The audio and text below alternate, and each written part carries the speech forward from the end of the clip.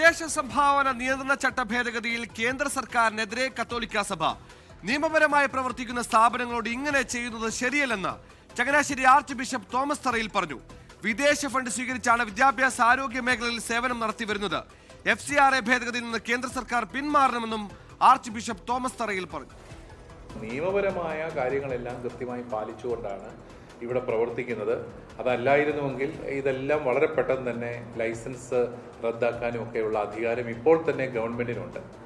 സഭ വിദേശ ഫണ്ട് സ്വീകരിച്ചിട്ടുമുണ്ട്.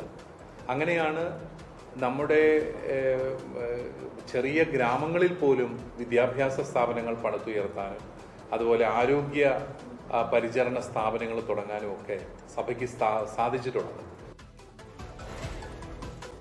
രാഷ്ട്രീയ പാർട്ടികൾ മതത്തിന്റെയും ജാതിയുടെയും പേരിൽ സ്ഥാനാർത്ഥികളെ നിർണ്ണയിക്കുന്നുവെന്ന് ഓർത്തഡോക്സ് സഭാ അധ്യക്ഷൻ ബസേലിയോസ് മാർത്തോമ മാത്യൂസ് തൃതീയൻ കാതോലിക്ക ബാവ. മതത്തിന്റെയും ജാതിയുടെയും പേരിൽ മനുഷ്യരെ മുദ്രകുത്തുന്നു. മതമല്ല മനുഷ്യന്റെ അടിസ്ഥാനമെന്നും ഓശാന ഞായർ സന്ദേശത്തിൽ കാതോലിക്ക ബാവ പറഞ്ഞു. എല്ലാ രാഷ്ട്രീയ പാർട്ടികളും രാഷ്ട്രീയ നേതാക്കന്മാരും മതത്തിന്റെ അടിസ്ഥാനത്തിൽ മതത്തിന്റെ മുദ്രകുത്തി ഓരോ സ്ഥാനാർത്ഥികളെയും അങ്ങനെ മറ്റുള്ളവരെയുമൊക്കെ പ്രൊമോട്ട് ചെയ്യാനായിട്ട് ശ്രമിക്കുമ്പോൾ യേശു കാണിച്ച മാർഗത്തിന് ഘടക വിപരീതമാണ് എന്നുള്ളത് ഒരു വലിയ സത്യമാണ്. ജാതിയുടെയും മതത്തിൻ്റെയും പേരിൽ മനുഷ്യനെ മുദ്രകുത്തി മാറ്റി നിർത്താനല്ല, മനുഷ്യനെ എപ്പോഴും സ്നേഹത്തോടെ നയിക്കുവാൻ.